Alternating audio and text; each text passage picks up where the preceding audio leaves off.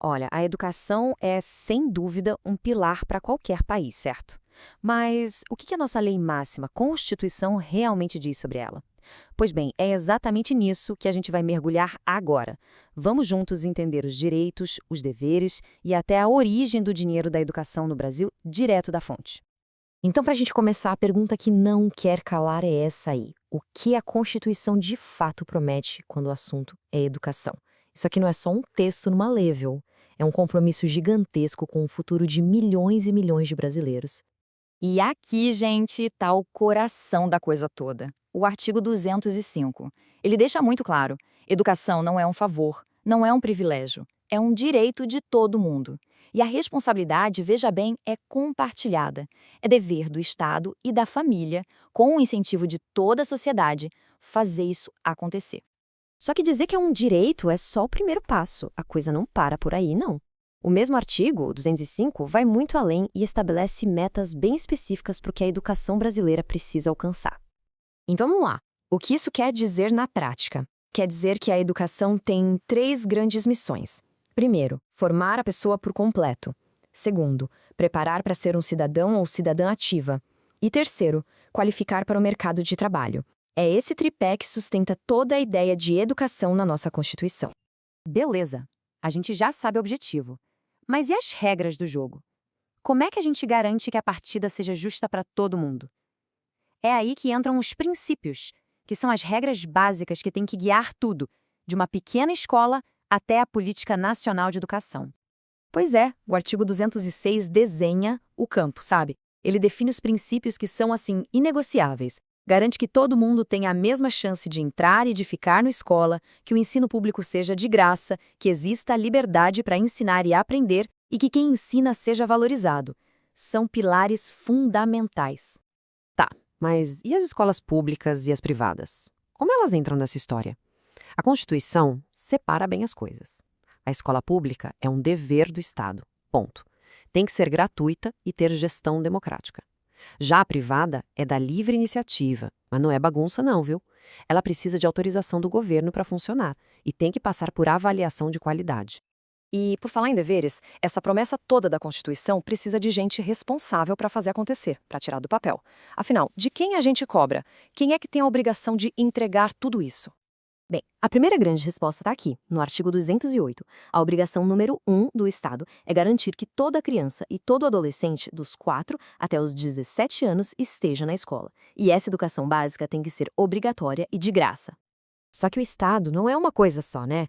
A gente tem a União, os estados, os municípios, e é aí que entra o artigo 211, que cria um sistema que funciona tipo umas engrenagens. Basicamente, os municípios cuidam mais da base, da educação infantil. Os estados entram forte no ensino fundamental e médio. E a União, lá em cima, coordena tudo e ajuda todo mundo com dinheiro e suporte técnico. E olha só que interessante, um detalhe no artigo 208 que mostra como a Constituição é um documento vivo. O texto original usa a expressão portador de deficiência. Hoje, a gente sabe que o correto e mais respeitoso é pessoa com deficiência. Isso mostra que a lei, mesmo sendo a mais importante, também evolui junto com a sociedade. Certo, a gente já viu os direitos, os deveres, as metas, mas vamos ser sinceros, nada disso para em pé sem grana, né? Então, a pergunta de milhões é: de onde vem o dinheiro para bancar tudo isso? Como a Constituição garante o financiamento? E a Constituição, no artigo 212, é bem direta sobre isso. Não tem ser nem mais. Existe um piso, um valor mínimo que tem que ser investido. A União é obrigada a aplicar pelo menos 18% da sua receita de impostos. Já os estados e municípios, o piso é ainda maior, no mínimo 25%. Esse dinheiro é carimbado para a educação.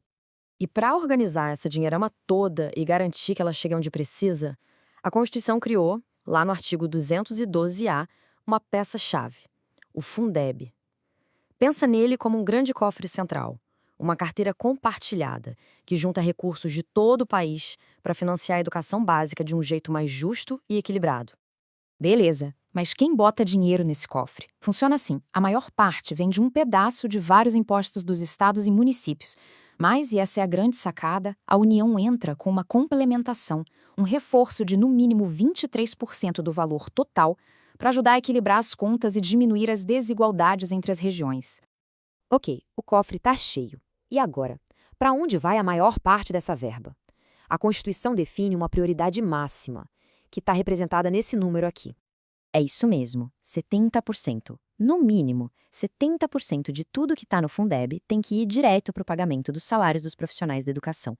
É uma forma de conectar diretamente o financiamento com a valorização de quem está lá na ponta, na sala de aula, fazendo a educação acontecer de verdade. Então, a gente já tem a estrutura, já tem o dinheiro, mas a Constituição não para por aí. Ela também pensa no futuro, em como planejar os próximos passos da educação brasileira de forma organizada e com metas claras. E esse mecanismo tem nome, é o Plano Nacional de Educação, o PNE, que está previsto lá no artigo 214. Pensa nele como um grande mapa, um roteiro para o país, que vale por 10 anos e que estabelece objetivos bem concretos, como acabar com o analfabetismo e melhorar a qualidade do ensino em todas as etapas. E com isso a gente fecha esse nosso raio-x da Constituição. Fica claro que no papel o sistema é muito bem pensado, né? Tem direitos, tem deveres, tem dinheiro carimbado, tem plano para o futuro. A grande questão que fica no ar para a gente pensar é, com todas essas regras do jogo tão bem definidas, o que ainda falta para a gente transformar essa promessa de educação de qualidade para todos em realidade no dia a dia de cada escola do Brasil?